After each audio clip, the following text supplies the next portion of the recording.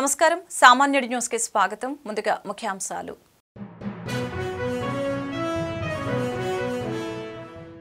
నేడు 48.21 లక్షల కోట్లతో భారీ బడ్జెట్ ను ప్రకటించిన కేంద్ర మంత్రి నిర్మలా సీతారామన్ కేంద్ర బడ్జెట్ లో ఏపీకి పెద్దపీట అమరావతి అభివృద్ధికి 15,000 కోట్లు ప్రకటన కేంద్ర బడ్జెట్ లో ఏపీకి కేటాయింపులపై హర్షం వ్యక్తం చేసిన కేంద్ర మంత్రి రామ్మోహన్ నాయుడు కేంద్ర బడ్జెట్ ను తాను స్వాగతిస్తున్నానని వెల్లడి ఏపీ ఆర్థిక పరిస్థితిని ప్రధాని మోదీ అర్థం చేసుకున్నారన్న రామ్మోహన్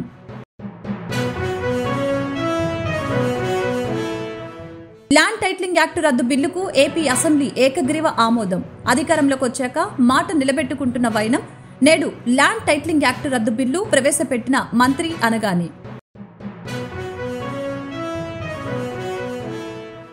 ఇబ్రహీంపట్నం కిల్లా రోడ్లో బూడిద చెరువులో పడి బాలుడు మృతి ఈ ఘటనలో కన్నీరు మున్నీరైన తల్లిదండ్రులు తమకు న్యాయం చేయాలని బాలుడి మృతదేహంతో బంధువుల ఆందోళన నేడు 48.21 లక్షల కోట్లతో కేంద్ర మంత్రి నిర్మలా సీతారామన్ భారీ బడ్జెట్ ప్రకటించారు.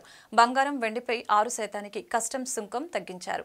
కస్టమ్స్ డ్యూటీ తగ్గించడం వలన దేశీయ మార్కెట్లో బంగారం వెండి ధరలు తగ్గుముఖం పట్టనున్నాయి.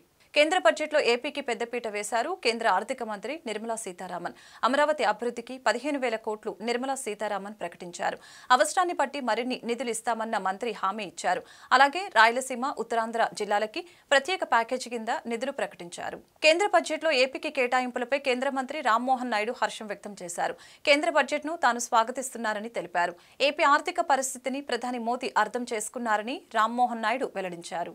ఇవాళ ప్రకటించిన కేంద్ర బడ్జెట్ 2024లో ఏపీ రాజధాని అమరావతి నిర్మాణం కోసం 15,000 కోట్లు పోలవరం ప్రాజెక్టుకి సహాయ సహకారాలు ఇతర అభివృద్ది పనులకి మద్దతు ప్రకటించడంపై కేంద్ర మంత్రి కింజారపు రామ్మోహన్ నాయుడు స్పందించారు. కేంద్ర బడ్జెట్ ను తాను స్వాగతిస్తున్నానని తెలిపారు. రాష్ట్ర ఆర్థిక పరిస్థితిని ప్రధాని నరేంద్ర మోదీ సహృదయంతో అర్థం చేసుకున్నారని అందుకే ఏపీకి అండగా నిలవాలని కేంద్రం నిశ్చయించిందని తెలిపారు. ఏపీకి జరిగిన నష్టాన్ని కేంద్ర బడ్జెట్ ద్వారా భర్తీ చేసేందుకు మోదీ ప్రభుత్వం ప్రయత్నిస్తుందని రామ్మోహన్ నాయుడు వివరించారు. రాష్ట్రంలోని వెనుకబడిన జిల్లాలకు కూడా నిధులు అందించేందుకు కేంద్రం సిద్ధంగా ఉందని తెలిపారు. ఎన్నికల ముందే వాళ్ళందరికీ కూడా హామీ ఇచ్చాం. ప్రజలందరికీ కూడా మళ్లీ రాష్ట్రంలో చంద్రబాబు నాయుడు గారు, కేంద్రంలో మోదీ గారు వచ్చిన తర్వాత రాష్ట్రానికి అన్ని విధాలుగా న్యాయం చేస్తామన్న మాటని ఈరోజు నిజం చేసే విధంగా బడ్జెట్లో అన్ని విషయాలు కూడా రూపకల్పన చేశాం. బడ్జెట్లో సుమారు 15,000 కోట్ల రూపాయలు మన ఆంధ్రప్రదేశ్ రాష్ట్రానికి ఒక గౌరవాన్ని ఇచ్చేటటువంటిది, ఒక అడ్రస్ కల్పించేటటువంటి రాజధాని మన అమరావతి. దానికి 15,000 కోట్ల రూపాయలు స్పెషల్ ప్యాకేజ్ కింద కూడా ఈరోజు నిర్ధారించడం జరిగింది. మరి ఆ అమరావతి క్యాపిటల్ చూసుకుంటే సుమారు 33,000 మంది రైతులు 30,000 ఎకరాలకు పైగా భూమిని కేటాయిస్తే అదంతా కూడా శ్మశానం చేయాలన్న ఆలోచనతో జగన్మోహన్ రెడ్డి ఏ రకంగా కక్షపూరితంగా అక్కడ ఉన్నటువంటి రైతుల్ని కూడా ఇబ్బంది పెట్టారో, అమరావతిని ఏ రకంగా అభివృద్ధి చేయకుండా చూశారో మనం అందరం చూశాం. మరి ఆ రోజు ఇచ్చినటువంటి హామీ ఎన్డీఏ ప్రభుత్వం మళ్లీ అమరావతిని రీబిల్డ్ చేస్తుందని చెప్పాం. దానికి అనుగుణంగా ఈరోజు నిధులు కూడా కేటాయించాం. ఇంకా అవసరమైతే భవిష్యత్తులో కూడా నిధులు కేటాయిస్తామన్నటువంటి మాట కూడా ఆర్థిక మంత్రి గారు చెప్పడం జరిగింది. జగన్ పాలనలో ఏపీ 5 ఏళ్ల పాటు రాజధాని లేని రాష్ట్రంగా ఉందని, రాష్ట్రం 20 సంవత్సరాలు వెనక్కి వెళ్లిందని విమర్శించారు. రాష్ట్ర ప్రజలు కేంద్ర ప్రభుత్వం, రాష్ట్ర ప్రభుత్వం మీద పెట్టుకున్నటువంటి నమ్మకానికి ఒక విశ్వాసం కల్పించే విధంగా ఈ యొక్క బడ్జెట్లో రూపకల్పన చేసినటువంటి విషయాలు 5 కోట్ల మంది ఆంధ్రప్రదేశ్ రాష్ట్ర ప్రజలకి ఊపిరి పీల్చుకునేటటువంటి పరిస్థితినిచ్చాయి, ఆనందపడేటటువంటి అవకాశాన్ని ఇచ్చాయని కూడా తెలియజేసుకుంటున్నాను. దానికి ప్రత్యేకమైనటువంటి ధన్యవాదాలు కేంద్ర ప్రభుత్వం, ఆర్థిక శాఖ మంత్రి మన నిర్మలా సీతారామన్ గారు, అలాగే ప్రధానమంత్రి నరేంద్ర మోదీ గారికి మన 5 కోట్ల మంది రాష్ట్ర ప్రజల తరపున తెలియజేస్తున్నాం. 5 సంవత్సరాలు జగన్మోహన్ రెడ్డి తాలూకా పరిపాలనలో ఆంధ్రప్రదేశ్ రాష్ట్రం సుమారు 20-25 సంవత్సరాలు వెనక్కి వెళ్లిపోయే పరిస్థితి మనం అందరం చూశాం. ఏ ప్రజాస్వామ్య వ్యవస్థ కూడా చక్కగా లేదు, ఏ ప్రాజెక్టు కూడా ముందుకు నడిచే పరిస్థితి లేదు, ఎక్కడ అభివృద్ధి ఒక పైసా ఖర్చు పెట్టి రాష్ట్రాన్ని అభివృద్ధి చేసే పరిస్థితి లేదు. ఇలాంటి సందర్భంలో కేంద్ర ప్రభుత్వం గాని చెయ్యి చాపకపోతే, కేంద్ర ప్రభుత్వం సహాయ సహకారాలు అందించకపోతే ఆంధ్రప్రదేశ్ రాష్ట్రం పూర్తిగా డీఫంక్ట్ స్టేట్ అయిపోయే పరిస్థితి ఏర్పడుతూ వస్తున్న సందర్భంలో చంద్రబాబు నాయుడు గారు, పవన్ కళ్యాణ్ గారు, నరేంద్ర మోదీ గారు కలిసికట్టుగా ఈ యొక్క ఎన్డీఏ కూటమి ఏర్పరచుకొని ప్రజల్లో ఒక విశ్వాసం కల్పించడం జరిగింది. ఆంధ్రప్రదేశ్ రాజధాని అమరావతి అభివృద్ధికి 15,000 కోట్లు కేటాయింపుతో పాటు విభజన చట్టంలో పేర్కొన్న అన్ని అంశాలను అమలు చేస్తామంటూ కేంద్ర బడ్జెట్ ప్రసంగంలో కేంద్ర ప్రభుత్వం పేర్కొంది. రాష్ట్రానికి ఆర్థిక సహకారం అందిస్తామంటూ సీతారామన్ ప్రకటన చేశారు.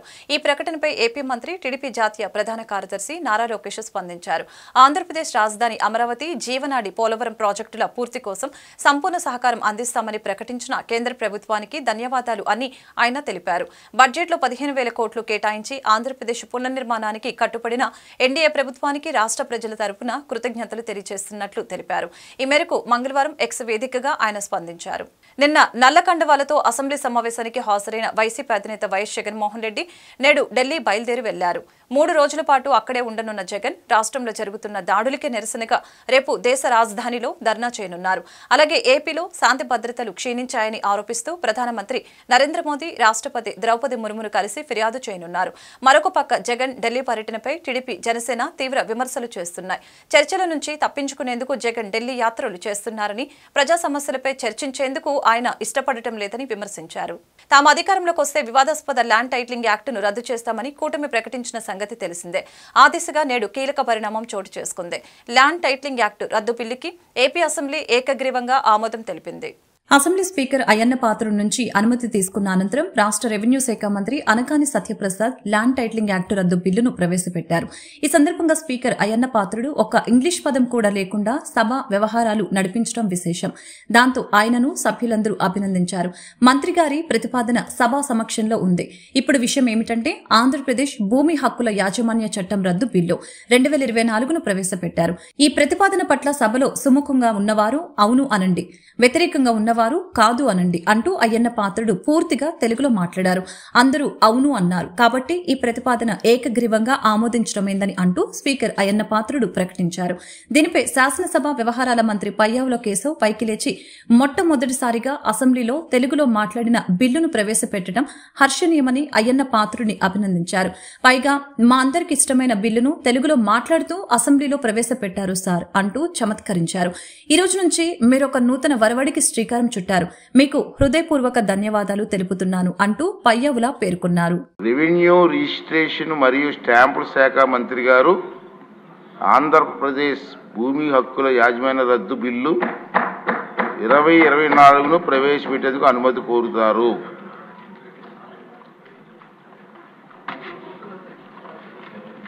Honorable Speaker, sir, I beg to move for leave to introduce the Andhra Pradesh Land Titling Repeal Bill 2024.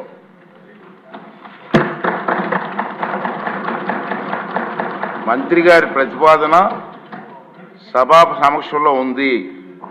ఇప్పుడు ఈ విషయం ఆంధ్రప్రదేశ్ భూమి హక్కుల యాజమాన్య రద్దు బిల్లు 2024ను ప్రవేశపెట్టడం. ఈ ప్రతిపాదనను సభలో సుముఖంగా ఉన్నవారు అవును అనండి,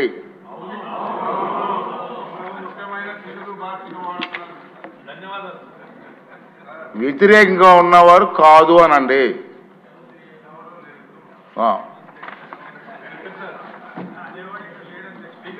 అవునన్నారు అవునన్నారు అవునన్న వారు అందరూ కూడా ఏకగ్రీయంగా అన్నారు. కాబట్టి ఈ ప్రతిపాదన ఆమోదించబడింది. బిల్లు సభలో ప్రవేశపెట్టబడింది.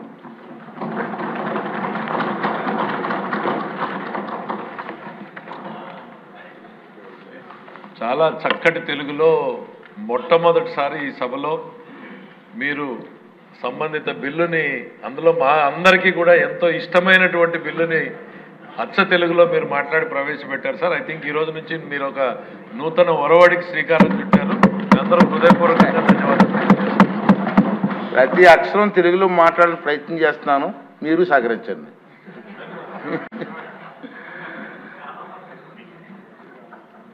సత్తెనపల్లి మండలం వెన్నాదేవి గ్రామం స్థలం వివాదంలో ఇరు వర్గాల మధ్య ఘర్షణ చోటు చేసుకుంది. ఇళ్ల మధ్యలో ఉన్న స్థల వివాదంలో సొంత బంధువులైన ఇరు వర్గాల మధ్య నెలకొన్న వివాదం. కర్రలు, రాళ్లతో దాడి చేసుకున్న ఇరు వర్గాలు. దాడిలో 3కి గాయాలు. సత్తెనపల్లి ప్రభుత్వ ఏరియా వైద్యశాలలో చికిత్స పొందుతున్న బాధితులు. కేసు నమోదు చేసుకుని విచారణ చేపట్టిన పోలీసులు. కార్మిక శ్రేయస్సు సంక్షేమం కోసం కృషి చేస్తున్న బీఎంఎస్ 70వ ఆవిర్భావ దినోత్సవ వేడుకలు బ్రాడీపేట 4/19లో బీఎంఎస్ కార్యాలయంలో ఘనంగా నిర్వహించారు. మాననీయ జిల్లా సంఘ్ చాలక్ ఆర్ఎస్ఎస్ నాయకులు డాక్టర్ కల్లగంటి నాగార్జున ముఖ్య అతిథిగా హాజరయ్యారు. ఈ సందర్భంగా రాష్ట్ర సంయుక్త కార్యదర్శి బొజ్జ రమేష్ మాట్లాడారు. భారతీయ కార్మిక క్షేత్రంలో జాతీయవాద దృక్పథంతో గత 69 సంవత్సరాలుగా మన భారతీయ మజ్దూర్ సంఘ్ ఆవిర్భావం కృషి చేస్తూ కార్మికుల శ్రేయస్సుకై నిరంతరం పనిచేస్తూ ఉందని తెలియజేశారు. గుంటూరు బ్రాడిపేట భారతీయ మజ్దూర్ కార్యాలయంలో 70వ ఆవిర్భావ దినోత్సవాన్ని జరుపుకోవడం ఎంతో ఆనందంగా ఉందని తెలియజేశారు. కార్మికులందరూ తమ సమస్యల్ని పరిష్కరించుకోవడానికి సమిష్టిగా ఉండాలని పిలుపునిచ్చారు. ఈ కార్యక్రమంలో బీఎంఎస్ రాష్ట్ర కార్యదర్శి లోవరెడ్డి, గుంటూరు జిల్లా కన్వీనర్ కన్నిగంటి మురళీకృష్ణ, డీఆర్సీసీ మెంబర్ రాఘవయ్య మరియు మజ్దూర్ సంఘ్ నాయకులు, ఆటో డ్రైవర్స్, వివిధ ఉద్యోగ సంఘాల నాయకులు, కార్మికులు పాల్గొన్నారు. భారతీయ మజ్దూర్ సంఘ్ 70 సంవత్సరంలో అడుగు పెడుతున్న సందర్భంగా పట్టణంలో గుజ్జనగుళ్ళ అయితేనేమి, గుజ్జనగుళ్ళలో భవన నిర్మాణ కార్మికులకు సంబంధించిన ఒక జెండా ఆవిష్కరణ జరిగింది. అరండల్పేటలో పోస్టల్ డిపార్ట్మెంట్కి సంబంధించిన జెండా ఆవిష్కరణ చేయగలిగినాం. తర్వాత రైల్వే స్టేషన్ వెస్ట్లో రైల్వే ఆటో యూనియన్కి సంబంధించిన దానికి ఆ కార్మికులు అది.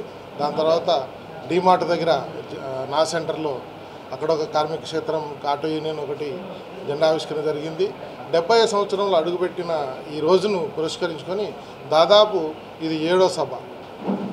6 సభలు బయట గ్రామాల్లో పట్టణంలో ముగించుకొని 7వ సభను సభలాగా చేయాలనే ఉద్దేశంతో ఇక్కడికి వచ్చినాము. ఈ 70 సంవత్సరాల ప్రయాణంలో భారతీయ మజ్దూర్ సంఘ్ ఎన్నో సంస్కరణలకు, కార్మికులకు సంబంధించి ఎన్నో సంస్కరణలకు శ్రీకారం చుట్టింది. ప్రపంచంలో అయితే అత్యున్నతమైన G20 దేశ సదస్సులను కూడా భారతీయ మజ్దూర్ సంఘ్ ఇండియాలో నిర్వహించింది. కాబట్టి మా విషయం, భారతీయ మజ్దూర్ సంఘ్ విషయం చెప్పుకుంటా పోతే దాదాపు చాలా గొప్ప సంస్కరణలు చేసిన కార్మికుల పక్షాన. కేవలం మీరు అడుగుతున్నది ఈ 70 సంవత్సరం సంబంధించింది అంటున్నారు కాబట్టి మీకు ఇవ్వాల్సిన సమాచారం కానీ మీరు ఏదైనా అడగాలనుకున్నా కానీ అడగచ్చు. ఈరోజు భారతీయ మజ్దూర్ సంఘ్ స్థాపించి 69 సంవత్సరాలు పూర్తయి 70వ వసంతంలోకి అడుగుపెట్టిన సందర్భంగా గుంటూరు జిల్లాలోని వివిధ క్షేత్రాల్లో జెండా ఆవిష్కరణలు జరిగినాయి. దానిలో భాగంగా ఈరోజు సాయంత్రం ఇండోర్ మీటింగు నిర్వహించడం జరిగింది.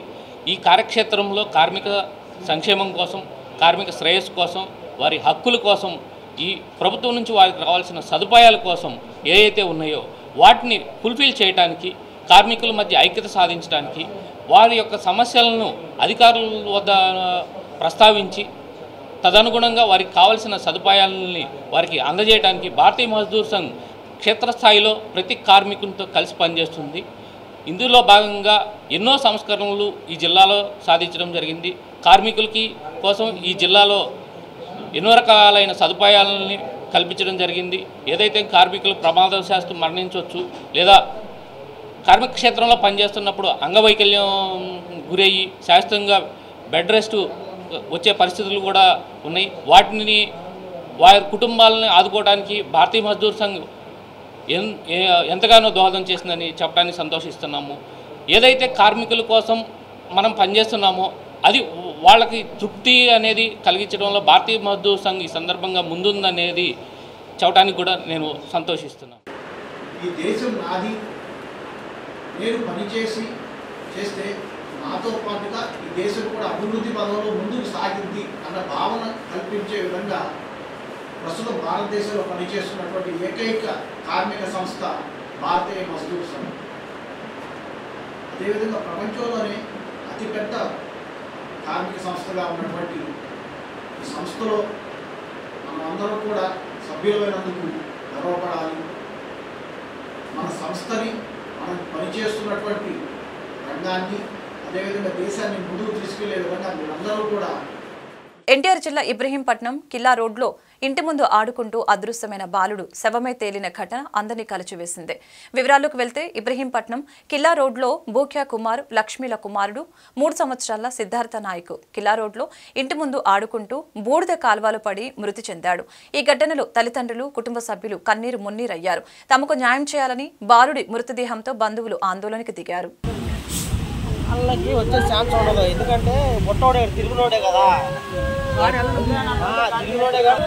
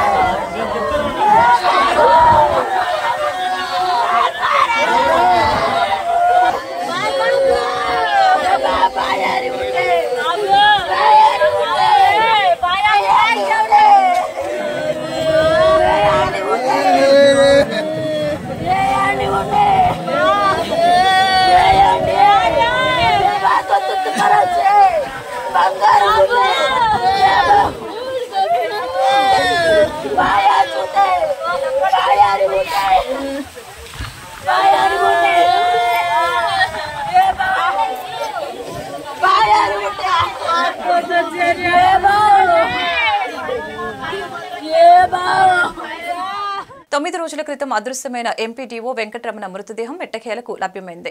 ఈ నెల 14వ తేదీన ఇంటి నుండి బయలుదేరి వెళ్లిన నర్సాపురం ఎంపీడీఓ మండవ వెంకటరమణరావు మృతదేహాన్ని యంత్రాంగం గుర్తించింది. ఏలూరు కాల్వలో తుడి కాడల మధ్య చిక్కుకున్న ఉన్న మృతదేహాన్ని ఎన్డీఆర్ఎఫ్ బృందాలు గుర్తించాయి. పశ్చిమ గోదావరి జిల్లా నర్సాపురం ఎంపీడీఓగా విధులు నిర్వహిస్తున్న ఎం వెంకటరమణరావు ఈ నెల 15వ తేదీన మిస్సింగ్ అయ్యారు. ఈ మేరకు ఆయన భార్య కృష్ణా జిల్లాలోని పెనమలూరు పోలీస్ స్టేషన్లో 16వ తేదీ ఫిర్యాదు చేశారు. కానూరు మహాదేవపురం కాలనీలో ఎంపీడీఓ వెంకటరమణరావు దంపతులు నివాసం ఉంటున్నారు. సెలవు రోజుల్లో నర్సాపురం నుంచి ఇక్కడకు రమణరావు వస్తూ ఉంటారని ఆయన భార్య తెలిపింది. సోమవారం ఉదయం మచిలీపట్నం వెళ్తూ ఉన్నానని చెప్పి వెళ్లిన ఆయన ఇప్పటి వరకు తిరిగి రాలేదని పోలీసులకు చేసిన ఫిర్యాదులో పేర్కొంది. దీంతో పోలీసులు కేసు నమోదు చేసి దర్యాప్తు ప్రారంభించారు. గడిచిన 4-5 రోజులుగా ఆయన ఆచూకీ కోసం తీవ్ర ప్రయత్నాలు చేస్తూ ఉన్న పోలీసులకి వెంకటరమణ మృతదేహం లభ్యమైంది. విజయవాడ మధురానగర్లో రైల్వే వంతెనపై నుండి ఏలూరు కాలువలోకి దూకి ఉండవచ్చని పోలీసులు అనుమానంతో ఫోన్ సిగ్నల్ ఆధారంగా పోలీసులు ముమ్మర గాలింపు చర్యలు చేపట్టారు. ఎన్డీఆర్ఎఫ్ సిబ్బంది కాల్వాలు ముమ్మరంగా గాలింపు చర్యలు చేపట్టిన నేపథ్యంలో మంగళవారం ఉదయం తూడి కాడల మధ్య చిక్కుకొని ఉన్న మృతదేహాన్ని గుర్తించారు. ప్రస్తుతం మృతదేహాన్ని బయటకు తీసే ప్రయత్నాన్ని అధికారిక యంత్రాంగం చేస్తోంది. అయితే గుర్తించిన మృతదేహం వెంకటరమణదేనని పోలీసులు నిర్ధారించారు. ముఖ్యమంత్రి చంద్రబాబు, ఉప ముఖ్యమంత్రి పవన్ కళ్యాణ్లు దీనిపై ప్రత్యేక శ్రద్ధ తీసుకుని ఎంపీడీఓ ఆచూకీ కోసం ఆదేశాలు జారీ చేశారు. దర్యాప్తు బృందాలు చివరిసారిగా విజయవాడలోని ఏలూరు కాలువ వద్ద ఆగినట్లు గుర్తించారు. దీంతో ఎన్టీఆర్ఎఫ్ బృందాలు ఆ కాలువలో గాలింపు చర్యలు చేపట్టారు. ఒక 2 days బ్యాక్ ఎక్కువగా ఉన్నది.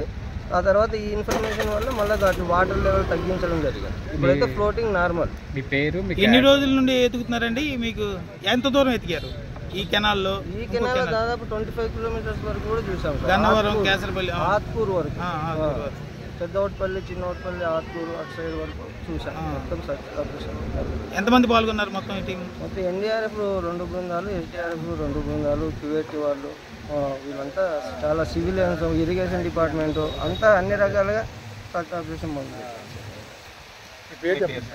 నేను ఎన్డీఆర్ఎఫ్ అసిస్టెంట్ సబ్ ఇన్స్పెక్టర్ మధ్యలో. ఉపాధితో కూడిన డిగ్రీ అందిస్తామని నమ్మపలికి 3 ఏళ్లైనా ఉద్యోగాలు రాకపోయేసరికి ఆంధ్ర లయోలా కళాశాల BSc artificial intelligence and machine learning చివరి సంవత్సరం విద్యార్థులు కళాశాల ఎదుట ఆందోళనకి దిగారు. తాము కట్టిన ఫీజు వెనక్కివ్వాలని డిమాండ్ చేశారు. విద్యార్థులకి ఏబీవీపీ, పీడీఎస్యూ నాయకులు మద్దతు తెలిపారు. బాధిత విద్యార్థులు మాట్లాడుతూ డిగ్రీ పూర్తయ్యేసరికి ప్రముఖ కంపెనీల్లో కొలువులు ఉంటాయని కళాశాల యాజమాన్యం నమ్మించడంతో ఫీజు కింద లక్షలు కట్టామని వాపోయారు. డిగ్రీ పూర్తి చేశాక కళాశాల యాజమాన్యం చెప్పిన కంపెనీలు కొలువులు లేవంటూ ముఖం చాటేసిందని వివరించారు. ఉద్యోగాలు ఇప్పించలేని పక్షంలో ఫీజు వెనక్కివ్వాలని డిమాండ్ చేశారు. దీనిపై కళాశాల ప్రిన్సిపల్ ఫాదర్ కిషోర్ మాట్లాడుతూ బీఎస్సీ తృతీయ మేధా కోర్సుకు ఐబీఎం సంస్థతో ఒప్పందం ఉంది. ఏడాదికి కళాశాలకు 40,000, ఐబీఎంకు 60,000 చొప్పున విద్యార్థులు చెల్లించారు. కోర్సు పూర్తయ్యాక ఉద్యోగాలు ఇప్పిస్తామని చెప్పారు. ఆ యాజమాన్యం చేతులెత్తేస్తుంది. విద్యార్థులకు డబ్బులిచ్చేందుకు సుముఖంగా ఉన్నామని వివరించారు. ఆంధ్రప్రదేశ్ ప్రభుత్వం మత్స్యశాఖ కమిషనర్ గా మత్స్యకార కుటుంబానికి చెందిన వ్యక్తిని నియమించడం పట్ల AP fisherman JAC chairman Saikam Rajasekhar హర్షం వ్యక్తం చేశారు. మత్స్యశాఖ కమిషనర్ తమ్ము డోలా శంకర్ నేతృత్వంలో మత్స్యకార కుటుంబాల సమస్యల్ని తీరిపోతాయన్న ఆశాభావం వ్యక్తం చేశారు. ఆంధ్రప్రదేశ్ రాష్ట్ర ప్రభుత్వం సాంప్రదాయ మత్స్యకార కులానికి చెందిన తమ్ము డోలా శంకర్ ని మత్స్యశాఖ కమిషనర్ గా నియమించడం పట్ల తెలుగు రాష్ట్రాల్లో ఉన్న మత్స్యకారులు, మత్స్యకార కుల సంఘాలు హర్షం వ్యక్తం చేస్తున్నట్లు తెలిపారు. ప్రభుత్వ నిర్ణయాన్ని స్వాగతిస్తున్నామని అన్నారు. అతి సామాన్య కుటుంబం నుంచి వచ్చిన తమ్ము డోలా శంకర్ మత్స్యకారుల సమస్యలపై పూర్తిగా అవగాహన కలిగి ఉన్న వ్యక్తి అని, ఆయన నేతృత్వంలోని మత్స్యకార శాఖ మత్స్యకారుల సంక్షేమం కోసం పూర్తిగా పనిచేస్తుందని ఆశాభావం వ్యక్తం చేశారు. గత ప్రభుత్వం సంక్షేమం కోసం పనిచేయాలన్న వారిని నిరుత్సాహపరిచి ప్రాధాన్యత లేని పోస్టుల్ని కేటాయించిందని ఆరోపించారు. ముఖ్యమంత్రి చంద్రబాబు నాయుడికి, ఉప ముఖ్యమంత్రి పవన్ కళ్యాణ్కి అభినందనలు తెలిపారు. ఈ కార్యక్రమంలో బొమ్మిడి గణేష్, అవనిగడ్డ నాగయ్య, నడకుదుటి కాళీ, గాడే రామారావు, గాడే శివ, కె వన వెంకటేశ్వరరావు తదితరులు పాల్గొన్నారు. I'm doctor Nidhi Meena. నేను 2019 బ్యాచ్ ఐఎస్ ఆఫీసర్. ఈరోజు నేను joint collector NTR post join చేస్తున్నాను. I'm thankful for the opportunity and I am looking forward to work for the district under the guidance of Collector Madam. గతంలో నేను ఇక్కడే I'm 2019 batch. So first posting నా ఈ sub collector Tenali జరిగింది. తర్వాత నేను 2 years కోసం ఈ ఎడ్యుకేషన్ డిపార్ట్మెంట్లో పనిచేశాను.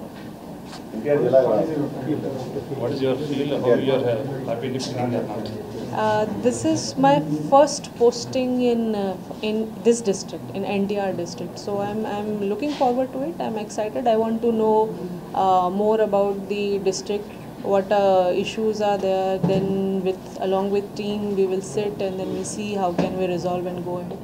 వార్తలు ముగించే ముందు ముఖ్యాంశాలు మరొకసారి.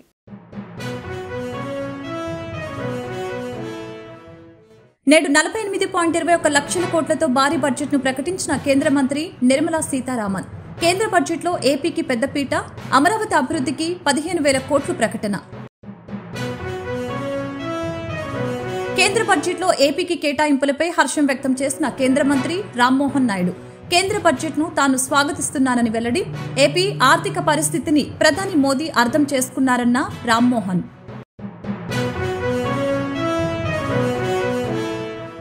ల్యాండ్ టైటిలింగ్ యాక్ట్ రద్దు బిల్లుకు ఏపీ అసెంబ్లీ ఏకగ్రీవ ఆమోదం. అధికారంలోకి వచ్చాక మాట నిలబెట్టుకుంటున్న వైనం. నేడు ల్యాండ్ టైటిలింగ్ యాక్ట్ రద్దు బిల్లు ప్రవేశపెట్టిన మంత్రి అనగానే ఇబ్రహీంపట్నం కిల్లా రోడ్లో బూడిద చెరువులో పడి బాలుడు మృతి. ఈ ఘటనలో కన్నీరు మున్నీరైన తల్లిదండ్రులు. తమకు న్యాయం చేయాలని బాలుడి మృతదేహంతో బంధువుల ఆందోళన. ఈ వార్తలు ఇంతటితో సమాప్తం. మరొక బులెటిన్లో మళ్ళీ కలుద్దాం. నమస్కారం.